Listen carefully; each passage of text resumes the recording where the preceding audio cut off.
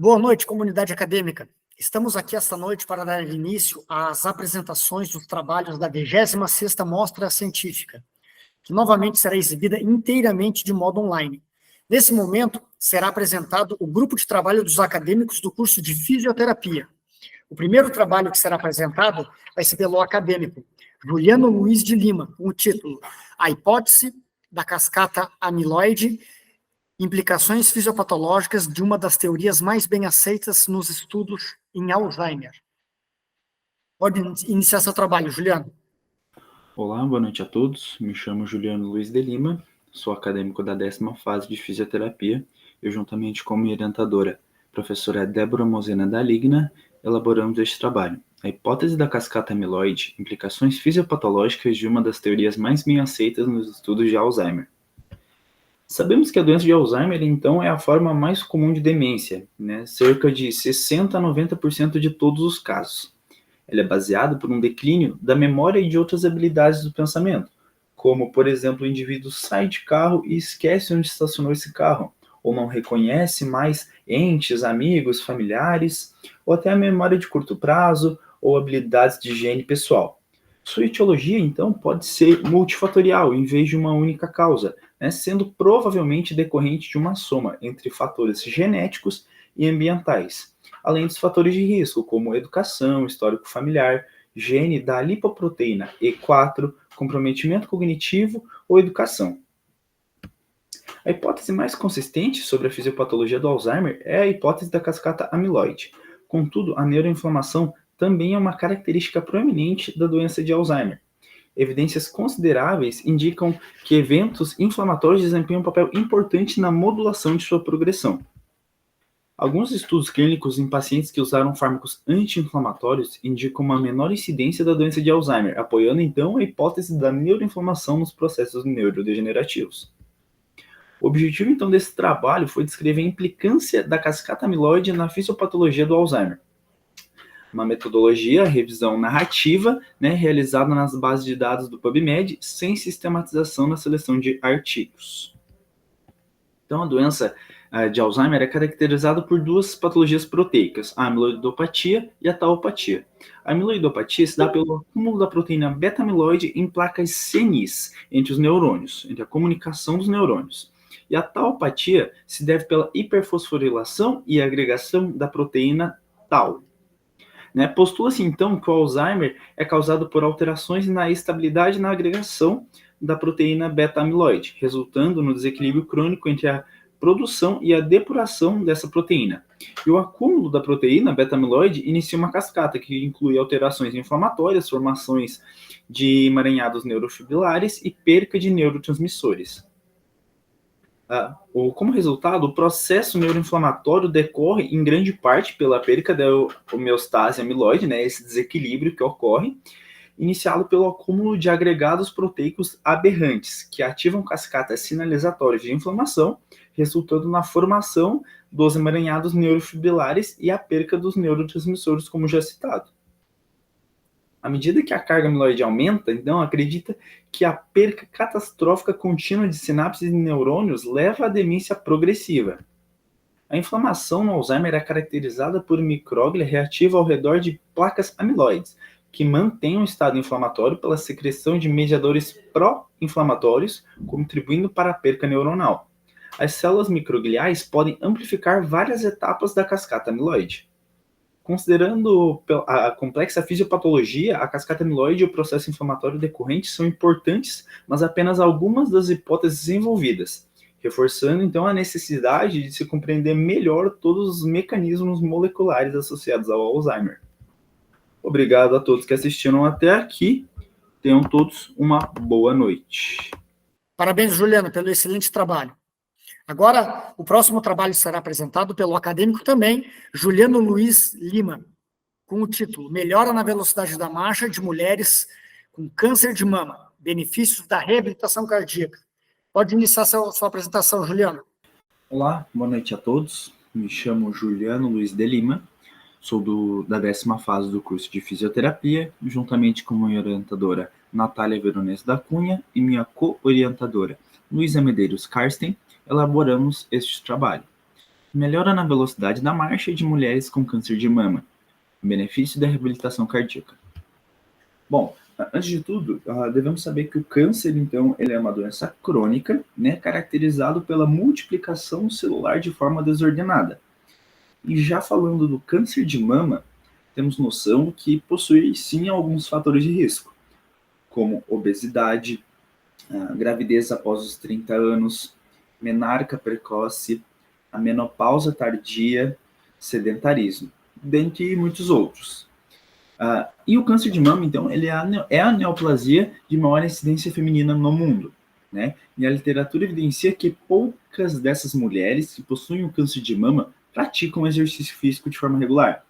E aí a gente pode começar a identificar, então, uma balança, né? O exercício físico e o sedentarismo. Diminui o exercício físico e aumenta o sedentarismo, né? Aumenta essa incidência do sedentarismo. E quanto mais sedentarismo, a gente nota que, junto com ele, ocorre uma queda, um decréscimo nas reservas fisiológicas desses indivíduos. E isso corrobora para o aparecimento de outras doenças, não só do câncer de mama, mas facilita para um decréscimo de saúde desse indivíduo, né? E a neoplasia em si pode acarretar diversas fragilidades para o paciente acometido. E dentre eles, um deles a gente avaliou, que é a velocidade da marcha, né? A lentidão da velocidade da marcha decorrente a baixo nível de atividade física. Então, o objetivo desse trabalho foi avaliar, né, o efeito da reabilitação cardíaca na velocidade da marcha em pacientes com câncer de mama. Participaram dessa pesquisa 3 mulheres com diagnóstico de câncer de mama e foi realizado, então, 3 sessões por semana por 3 meses. Nessas sessões, então, realizamos alongamentos, exercícios aeróbicos, né, com uma frequência cardíaca alvo de treinamento certinho, para a gente ter um progresso, uma melhora nesse condicionamento cardiorrespiratório dessas pacientes, e também o fortalecimento muscular, né, de forma ativa, resistida, com peso, halter, caneleira, faixa elástica, né, para quê? Para a gente ter um ganho, né, uma hipertrofia muscular, e essa hipertrofia nos dá o quê? Nos dá aumento de força muscular, aumento de potência muscular e resistência muscular.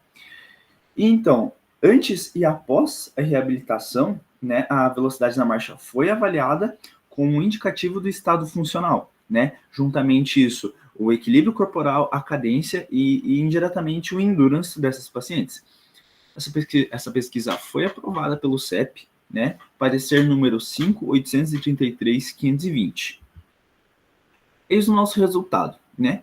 Antes de começar, então, a reabilitação com essas pacientes, identificamos que o número na velocidade da marcha, né, em média, foi de 2,9, uma margem de erro de 0,4. Então, antes de começar a reabilitação, essas pacientes obtiveram a marca de 2,9.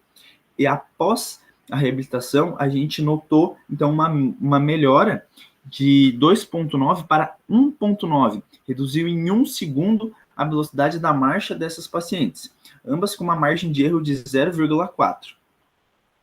Com isso, então, a gente nota que esse benefício impacta diretamente na locomoção, aprimorando o comprimento do passo, a cadência da marcha, mas a gente pode se perguntar, como que isso ocorre? Né? E então a gente nota que é uma soma dos exercícios, né? Então a gente fez ali, então, a reabilitação cardiorrespiratória com exercício aeróbico, com fortalecimento, com alongamento. A gente teve esse progresso no cardiorrespiratório com exercício aeróbico, com a frequência cardíaca de treinamento. A gente teve o ganho de massa muscular com o treino de força, né? A gente ganhou força, potência, resistência com esses pacientes. E isso provocou um maior número de passos, com uma passada maior, acelerando o movimento e, assim, otimizando a performance da marcha dessas pacientes.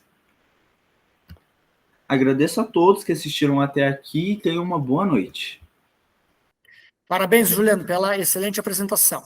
O próximo trabalho será apresentado pela acadêmica Gislaine de Carvalho Tramontim, com o título Efeitos da reabilitação fisioterapêutica intradialítica no estresse percebido do doente renal crônico.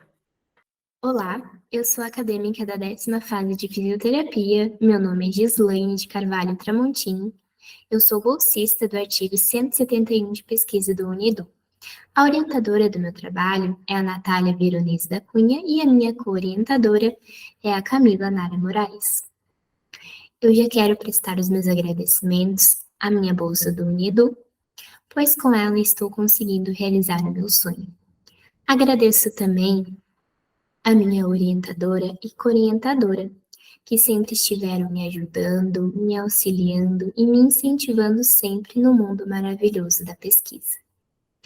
Agora, então, eu vou dar início ao trabalho intitulado Efeitos da reabilitação fisioterapêutica intradialítica no estresse percebido do doente renal crônico.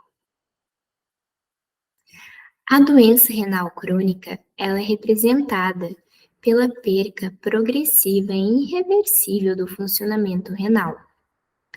A condição crônica da doença e o tratamento da hemodiálise são fontes permanentes de estresse, podendo trazer inúmeros prejuízos ao paciente.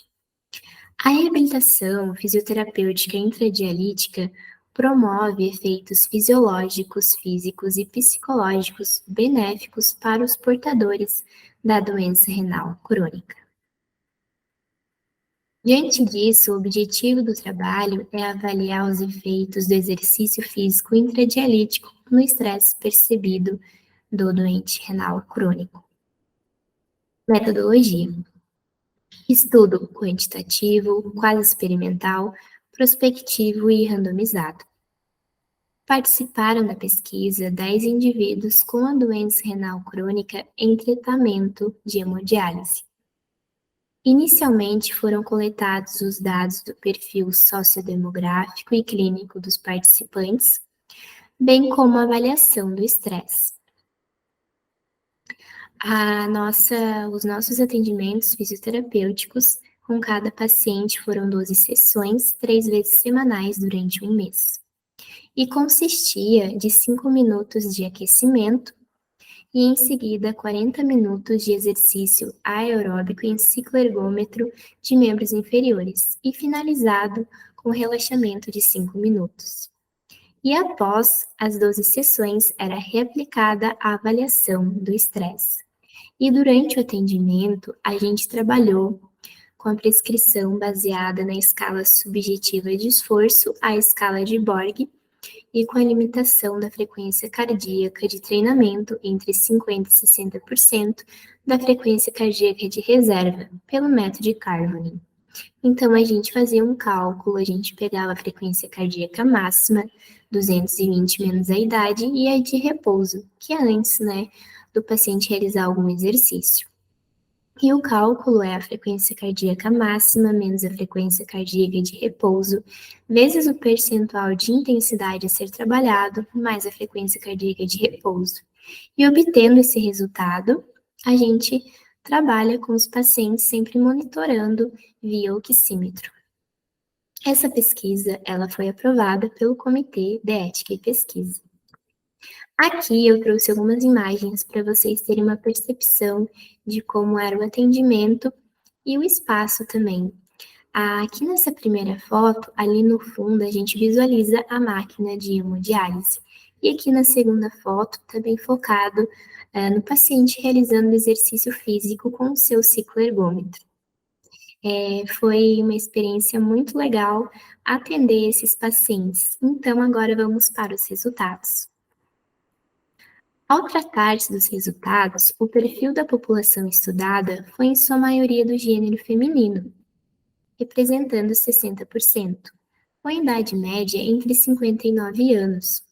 60% apresentavam uma baixa renda e 100% dos indivíduos participantes da pesquisa eram sedentários e hipertensos. E a avaliação do estresse percebido dos participantes evidenciou um nível de estresse mediano, que não foi modificada com a intervenção, antes 23, depois 22, não havendo uma melhora significativa. Então, concluímos que, apesar da literatura evidenciar que a reabilitação fisioterapêutica traz diversos benefícios para os doentes renais crônicos, ela não se mostrou eficaz na melhora da percepção do estresse entre os participantes. Então, faz-se necessária a elaboração de estratégias que auxiliem no controle do estresse entre esses indivíduos. E assim eu concluo meu trabalho. Muito obrigada pela atenção de todos. Mais uma vez eu quero agradecer a minha bolsa, a minha orientadora e co-orientadora. A todos, muito obrigada. Parabéns, Gislaine, pela brilhante apresentação. O próximo trabalho foi realizado pelas acadêmicas Helena Zanetti Nesi, Melissa Gabriele do Prado Costa, com o título Efeitos do exercício aeróbico combinado com fortalecimento inspiratório na capacidade funcional do doente renal crônico. Pode iniciar sua apresentação, meninas. Olá, boa noite. Meu nome é Helena Zanetti Nesi, eu sou acadêmica da 10ª fase de fisioterapia. Eu e a minha colega Melissa, que não pôde ser presente hoje, realizamos, então, um trabalho referente ao efeito do exercício aeróbico na capacidade funcional do doente renal crônico, orientado pela professora Camila Nara Moraes. Então, o que é a doença renal crônica? Então, a doença renal crônica, né, nada mais é do que um conjunto de alterações causada por agressões persistentes e irreversíveis ao rim, onde contém diversas alterações clínicas, né, como, por exemplo, diabetes, hipertensão, anemia, doenças autoimunes, entre outras. E com isso, né, e com a submissão imposta pelo tratamento hemodialítico, né, os pacientes apresentam bastante a redução da capacidade funcional, por conta que os pacientes precisam ficar cerca de 4 horas, né, na máquina, realizando a hemodiálise de 2 a 3 vezes por semana. Consequentemente, né, isso impacta bastante nessa redução de funcionalidade. Então, o nosso objetivo foi avaliar o efeito do exercício aeróbico na capacidade funcional do doente renal crônico. Então, na nossa metodologia, né?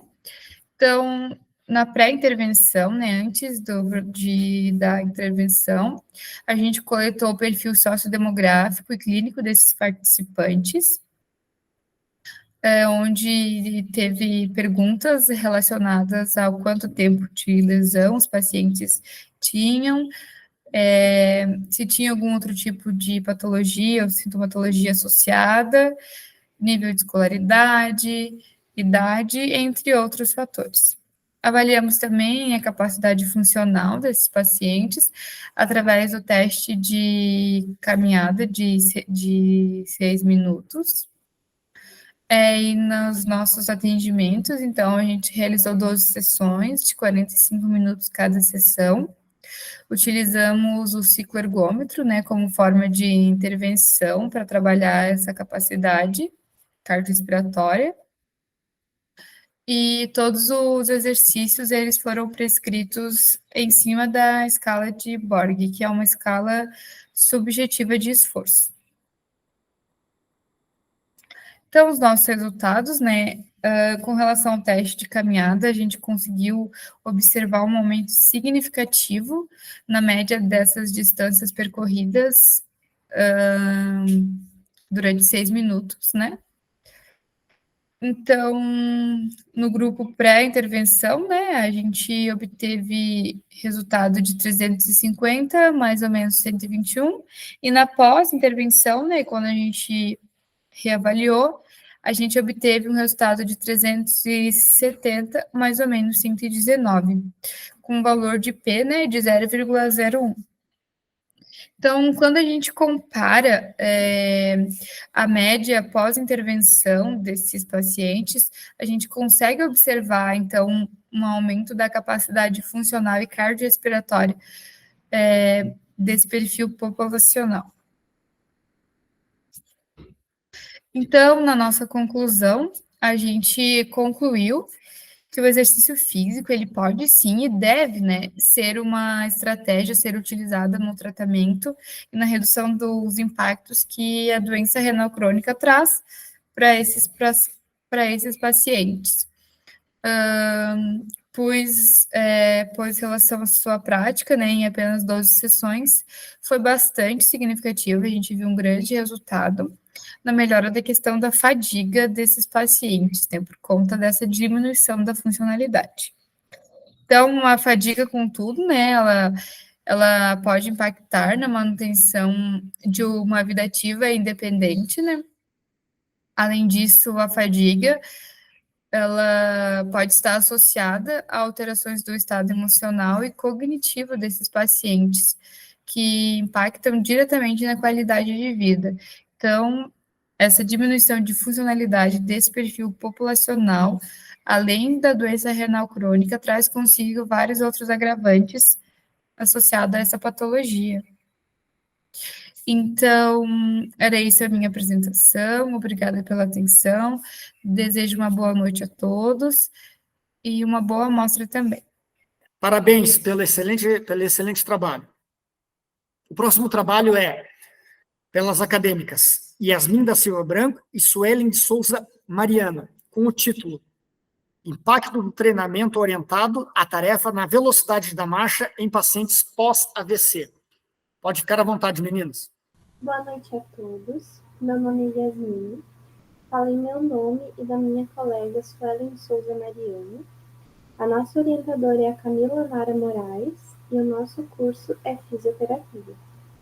O título do nosso trabalho é Impacto do treinamento orientado à tarefa na velocidade da marcha de paciente pós-AVC.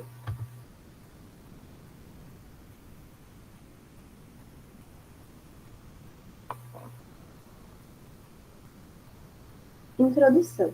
O acidente vascular cerebral é uma das doenças neurológicas mais habituais do mundo. Ele é caracterizado pela interrupção do suprimento sanguíneo ao cérebro. E ele é dividido em duas partes, o AVC isquêmico e o AVC hemorrágico. O AVC isquêmico ele é caracterizado pela oclusão de uma artéria cerebral, ocasionando a isquemia da área irrigada por essa artéria. Essa oclusão cerebral pode ocorrer por dois fatores: devido à formação de uma placa aterosclerótica decorrente do acúmulo de placas de gordura na parede vascular, evoluindo para obstrução parcial ou total do núcleo, ou decorrente de uma embolia, caracterizada pela obstrução vascular por um corpo estranho, que circule no sangue, sendo o tromboembolismo o quadro mais prevalente. Já o AVC hemorrágico, ele é caracterizado por uma ruptura em um vaso no parênquima cerebral, ocasionando o extravasamento de sangue. As principais afecções dessa causa são hipertensão arterial, deficiência na coagulação, hemorragias subaracnoides, oriundas de malformações e roturas de aneurismas. E no que diz respeito aos fatores de risco para a incidência do AVC, são classificados como não modificáveis e modificáveis. Os não modificáveis seriam a idade, tendo em vista pacientes com mais incidência, pacientes com idade mais avançada, o sexo, tendo maior incidência pessoas do sexo masculino e histórico familiar. Já os fatores modificáveis encaixam hipertensão arterial, diabetes mellitus, tabagismo, sedentarismo, ingestão abusiva de álcool e o uso de anticoncepcionais orais. Quanto ao tratamento fisioterapêutico, destaca-se o treinamento orientado à tarefa, baseado no aprendizado motor das habilidades perdidas após o evento isquêmico ou hemorrágico. O objetivo: analisar o impacto do treinamento orientado à tarefa na velocidade da marcha em pacientes pós-AVC. Metodologia: estudo quantitativo experimental, realizado com 9 pacientes pós-AVC, na Clínica Escola de Fisioterapia da Universidade do Planalto Catarinense. Após a assinatura do termo de consentimento livre e esclarecido, os participantes foram avaliados a partir do método SMART, utilizando como instrumento avaliativo para a tarefa específica o teste de velocidade da marcha. Metodologia: o teste ele foi realizado em um corredor de 10 metros de distância, utilizando um espaço de 14 metros.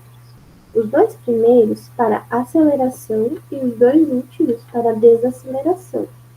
Foi solicitado ao participante que caminhasse em uma velocidade confortável a ele durante esse trajeto, no qual foi utilizado um cronômetro para avaliar a distância percorrida em 1 minuto, sendo o valor do teste expresso em metros por segundo. A intervenção ocorreu em sessões com duração aproximada de 45 minutos, 2 vezes por semana, totalizando 10 sessões. A proposta de intervenção foi pautada e traçada de acordo com a tarefa específica, sendo utilizadas propostas terapêuticas de diversas de cinesioterapia e fisioterapia neurofuncional. Resultados.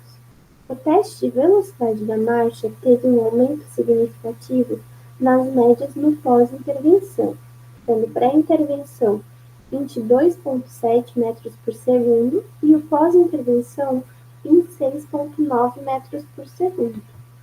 Conclusão.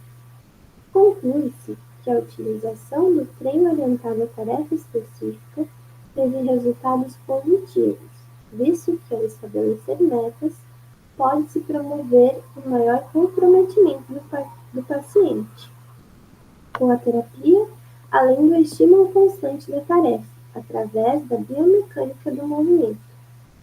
Ela promove o aprendizado motor, ficando claro que o comprometimento com a reabilitação e a repetição do treino da tarefa específica de cada participante pode interferir positivamente nos resultados.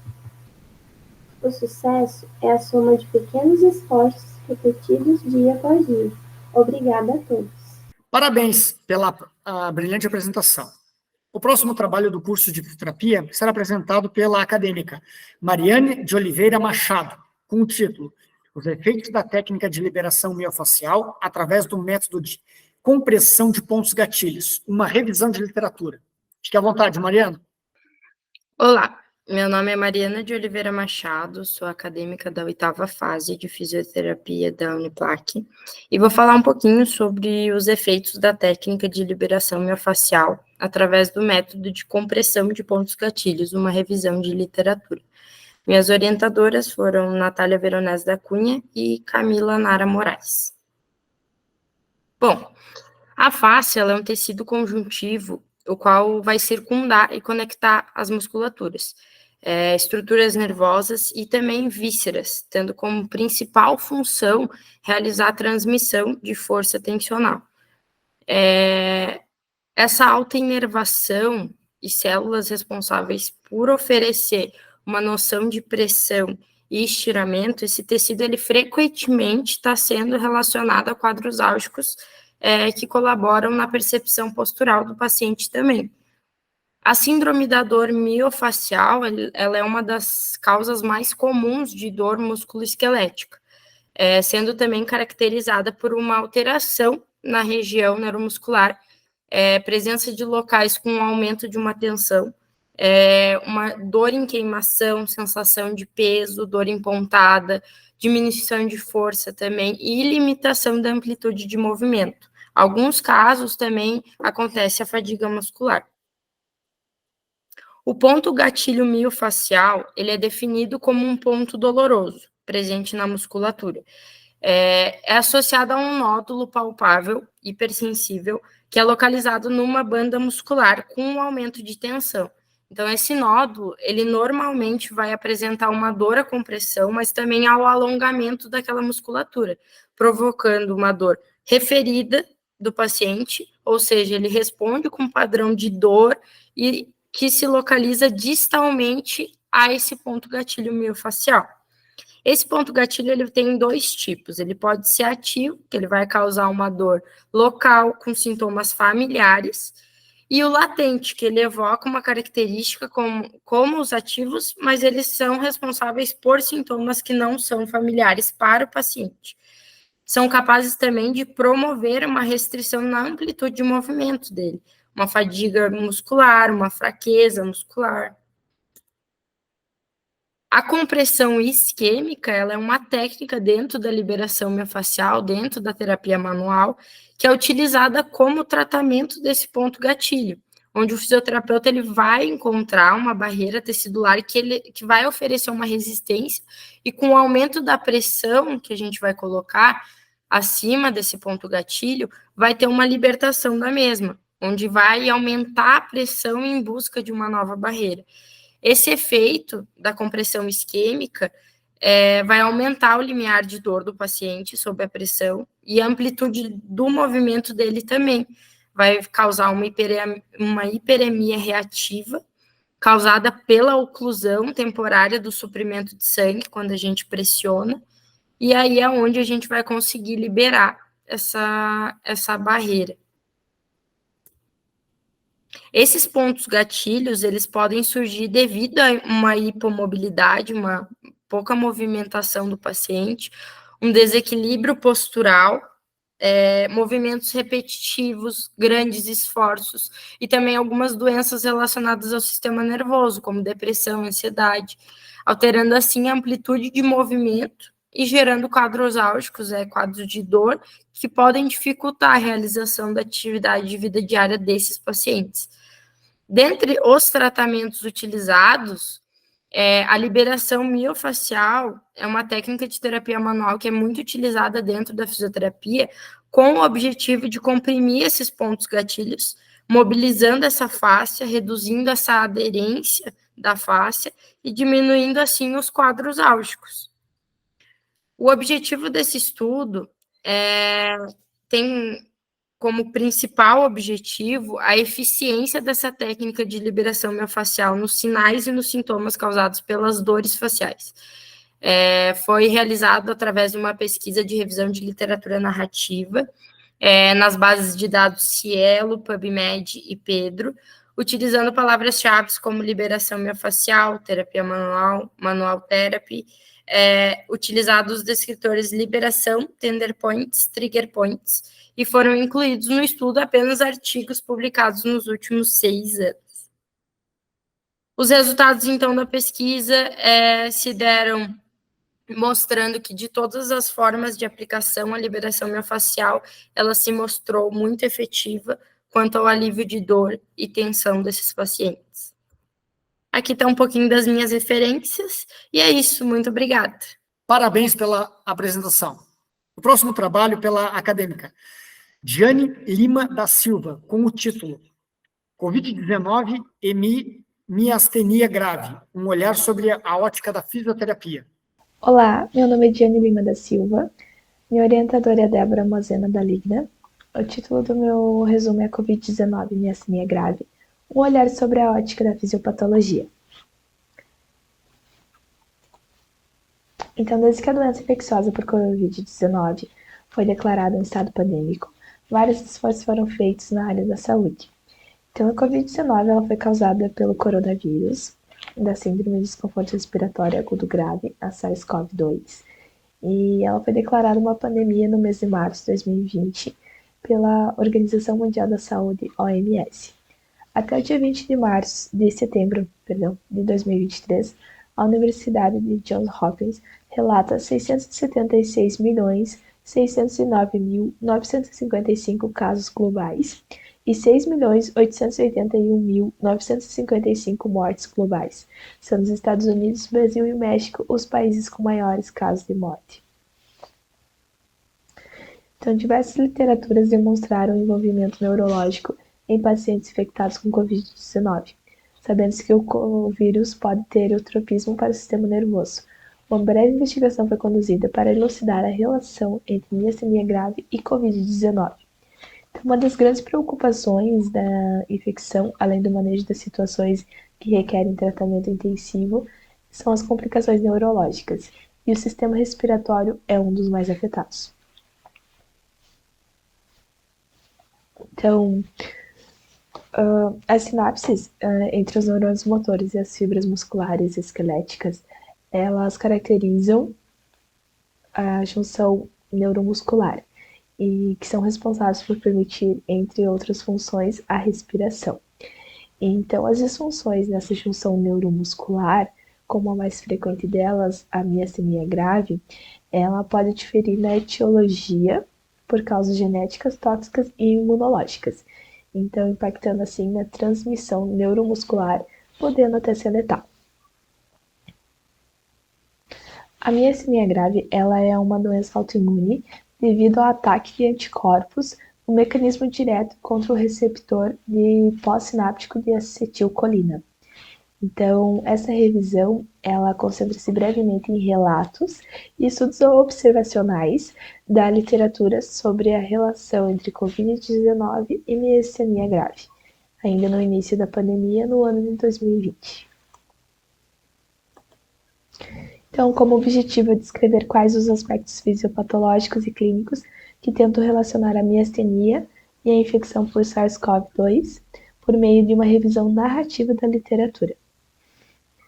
A revisão narrativa é realizada nas bases de dados PubMed e Google Scholar, com a seleção de artigos publicados no ano do início da pandemia, em 2020, utilizando os descritores miastenia grave entre Covid-19 e SARS-CoV-2.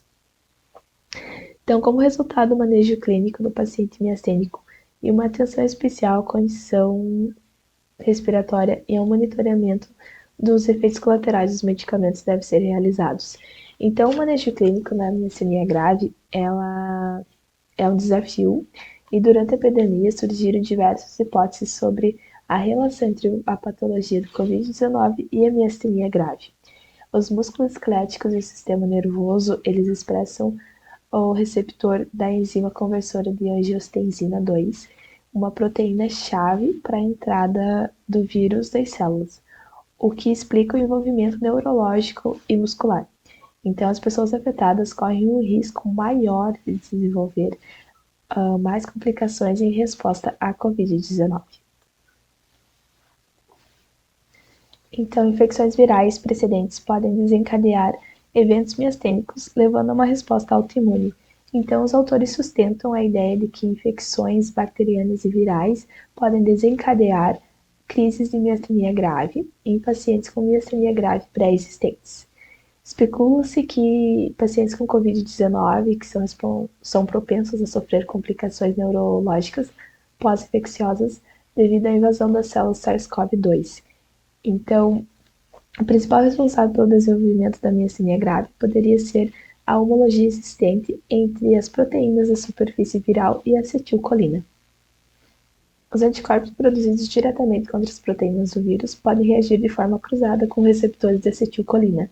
Então, os anticorpos produzidos diretamente contra as proteínas do vírus podem reagir de forma cruzada com a subunidade de acetilcolina. E o vírus possui epitopos, que são como componentes da junção neuromuscular, e a infecção por Covid-19 pode quebrar a autotolerância imunológica. Então, em relação à fisiopatologia, a semelhança entre o antígeno do vírus e o autoantígeno leva à reatividade cruzada das células T com as células B e anticorpos por um fenômeno chamado de mimetismo.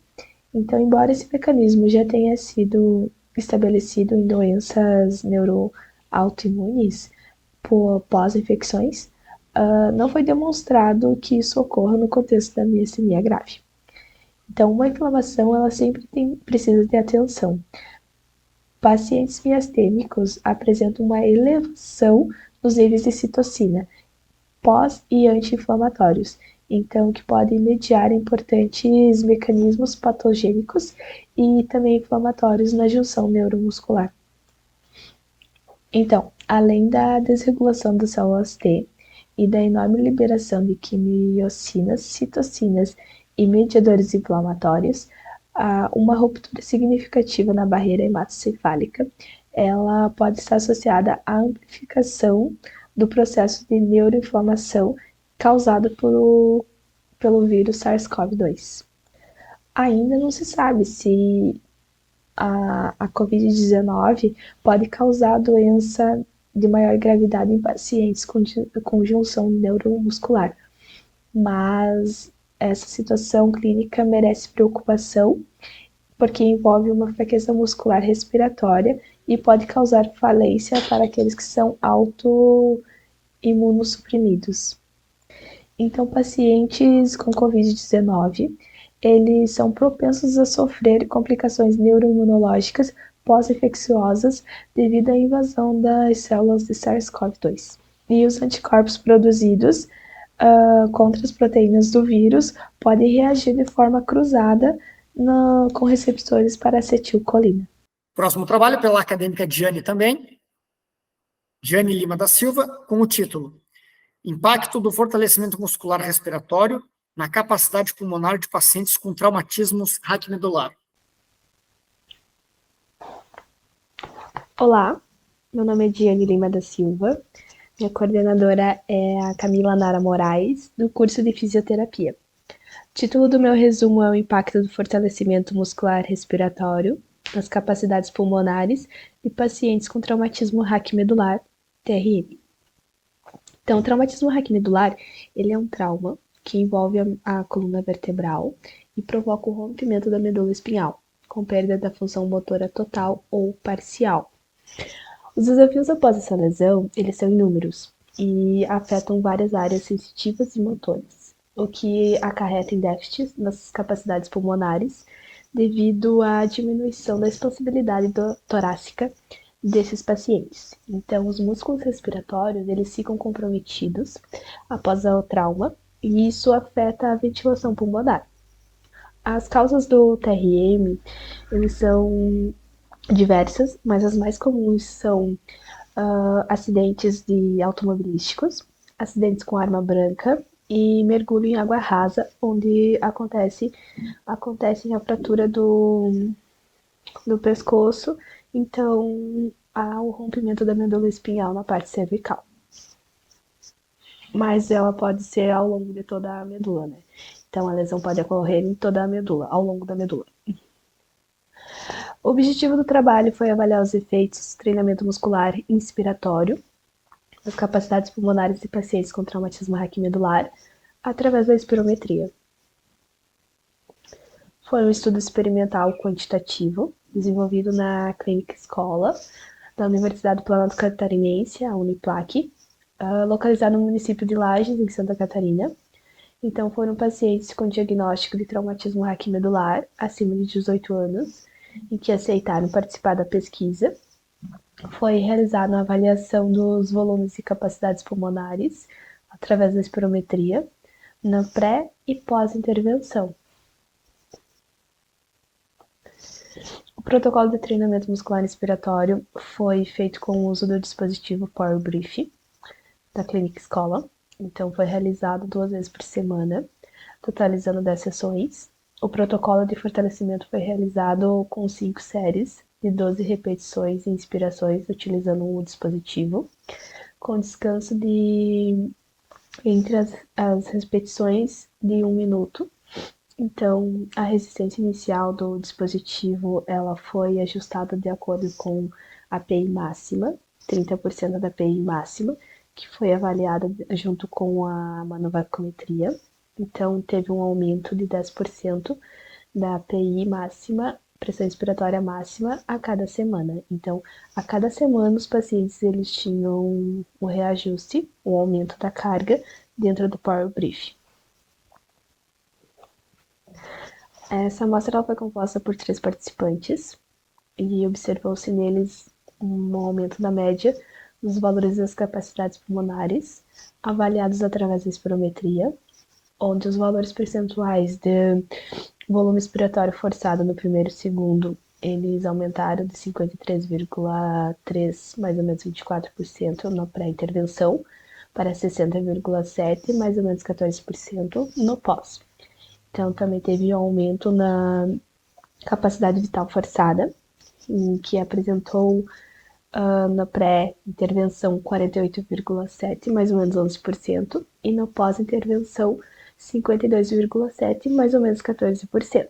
Isso reflete uma melhora na capacidade dos volumes, melhora na expansão torácica e qualidade de vida, né, nos pacientes dentro do tratamento e no dia a dia deles.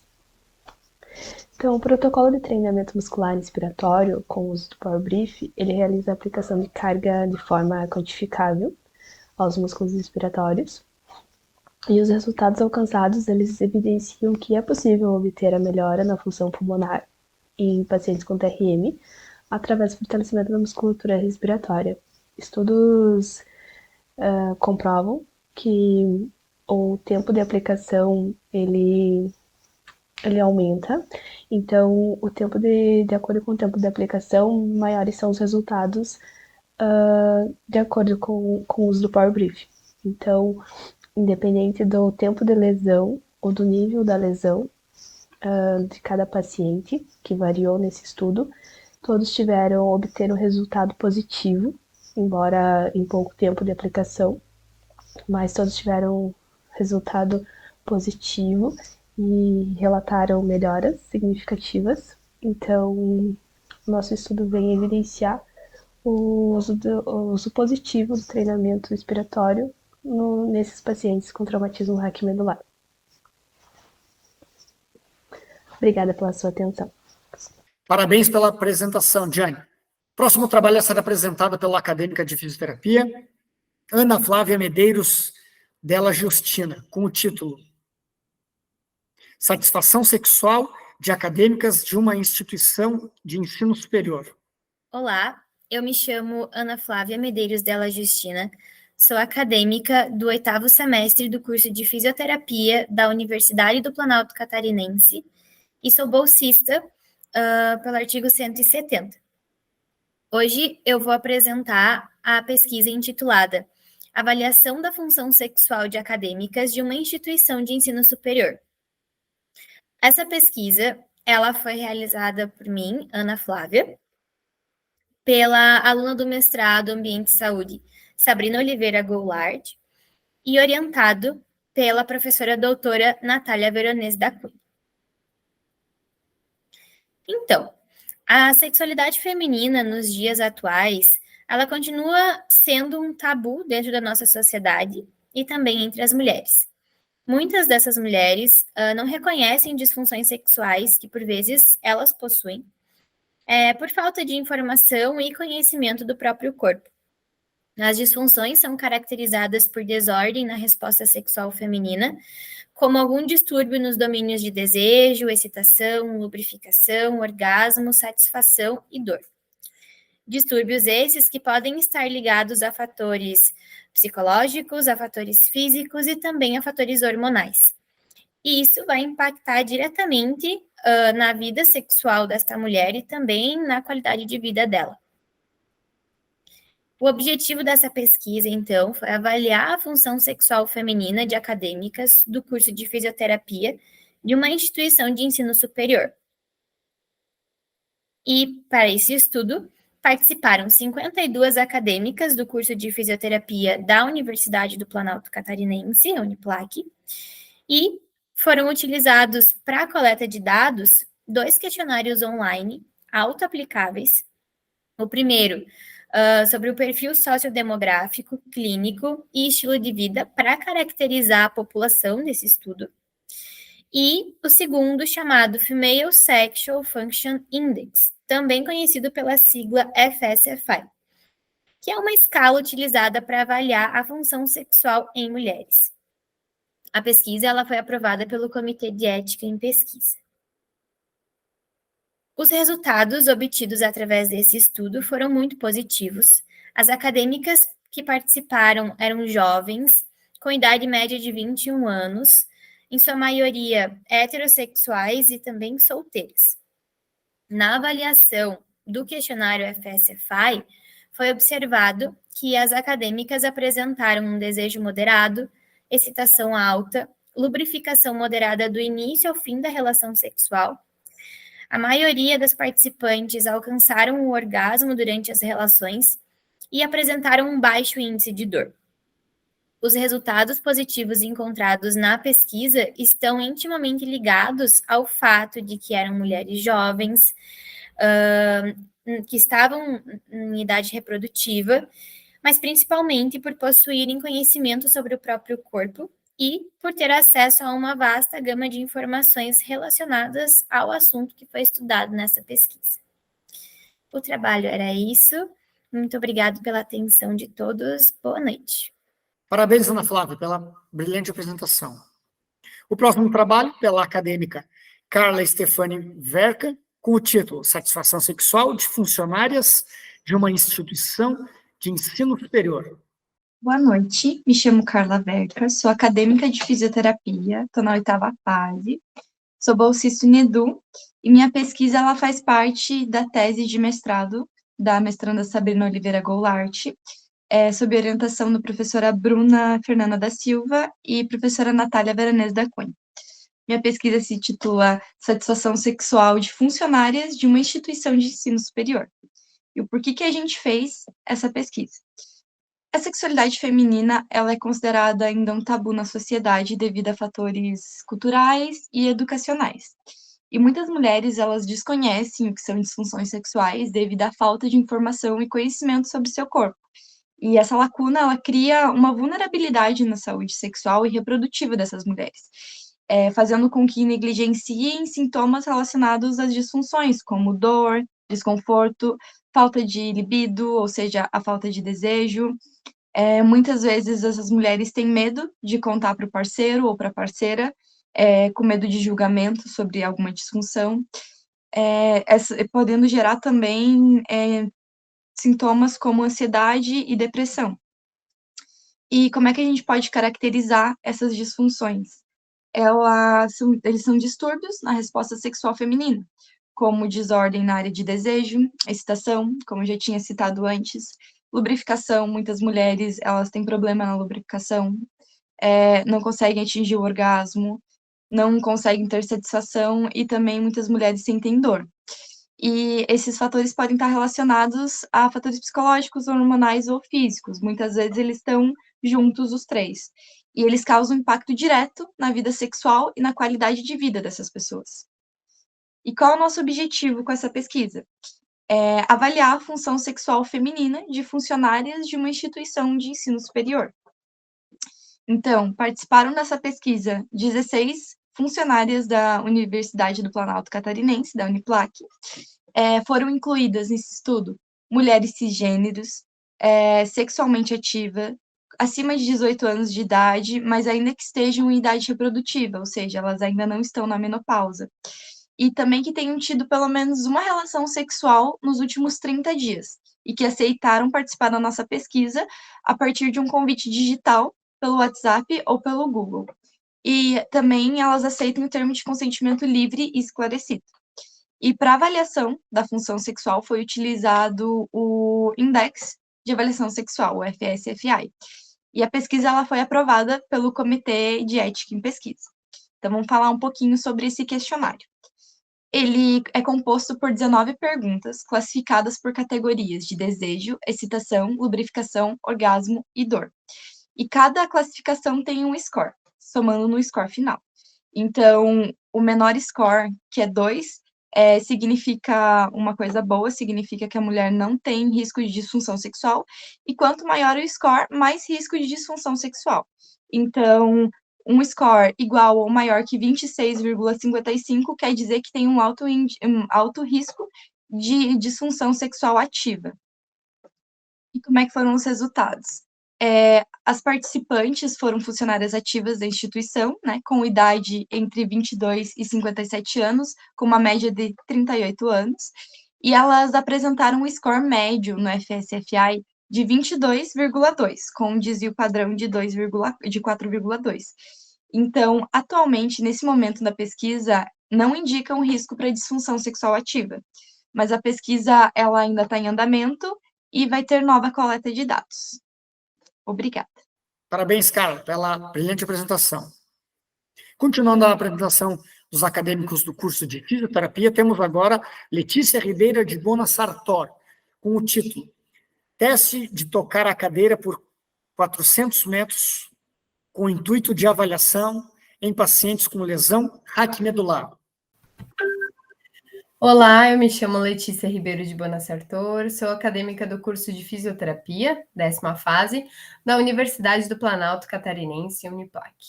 Hoje apresentarei a vocês o meu resumo com o título Teste de tocar a cadeira por 400 metros como instrumento de avaliação em pacientes com lesão raquimedular. Minha orientadora é a professora Camila Nara Moraes.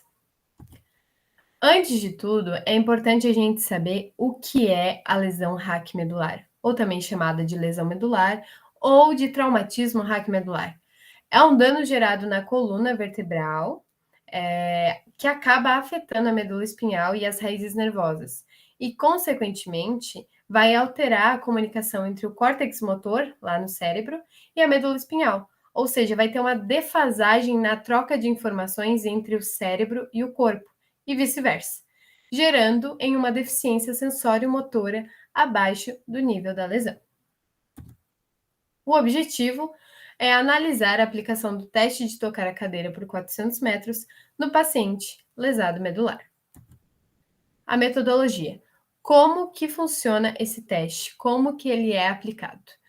O avaliado deve tocar a cadeira de rodas por uma distância de 400 metros ininterruptos e a quadra deve ter a dimensão de 25 por 15 metros, possibilitando assim a construção de um percurso de 80 metros, ou seja, o paciente vai ter que realizar 5 voltas para totalizar 400 metros. O início e o final do percurso devem ser demarcados com linhas no chão ou com fita, como preferir. O paciente se posiciona atrás da linha que demarca o início do percurso e, ao sinal de atenção já, inicia o toque da cadeira até completar os 400 metros. O desempenho é mensurado através do tempo com o cronômetro e a cadeira de rodas utilizada na execução do teste deve ser a cadeira de rodas que o paciente utiliza no seu dia a dia. Aqui eu trouxe para mostrar para vocês como funciona esse teste. Então tem que estar bem nítido onde inicia e onde finaliza. Lembrando que o local onde vai ser feito esse teste, ele não pode ser íngreme, tem que ser plano, tem que ser num solo antiderrapante, tem que ser num lugar que não dificulte a realização do teste para o paciente. E o fisioterapeuta tem que estar ali para explicar e para sanar todas as dúvidas. Os resultados, então, esse teste ele tem como função principal avaliar a resistência do paciente com lesão medular. Mas a resistência serve para quê nesses pacientes? A resistência é muito importante, porque ela está diretamente ligada com a realização das atividades de vida diária desse paciente, com a independência funcional e, consequentemente, com a qualidade de vida deles. O lesado medular com lesão mais baixa pode ter mais facilidade para realizar o teste do que o paciente com uma lesão medular mais alta.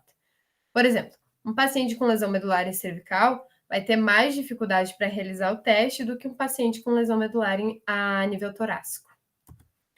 Concluo que o teste de tocar a cadeira por 400 metros é um instrumento muito importante durante a avaliação do paciente lesado medular, para assim traçar as condutas necessárias durante a reabilitação. Por fim, trago Ed Roberts. Ed Roberts foi o pai do movimento pelos direitos das pessoas com deficiência. Ed Roberts era uma pessoa com deficiência que fazia uso de cadeira de rodas, então ele sabia muito como era a vida de uma pessoa que era cadeirante, quais eram as limitações que as pessoas enfrentavam. E até hoje as pessoas enfrentam muitas limitações. E o Ed Roberts falou uma frase assim que para mim é sensacional. Nosso problema número 1 ainda são as velhas atitudes em relação a nós. E essas velhas atitudes nos veem como indefesos e incapazes. E a incapacidade pode torná-lo muito forte e muito capaz. Ou seja, nós, enquanto fisioterapeutas e futuros fisioterapeutas, não devemos limitar os nossos pacientes, devemos atribuir a independência funcional, melhores adaptações ou novas adaptações para o seu novo estilo de vida. A gente deve proporcionar para o paciente a cada sessão como é que se diz, um novo ponto de independência funcional.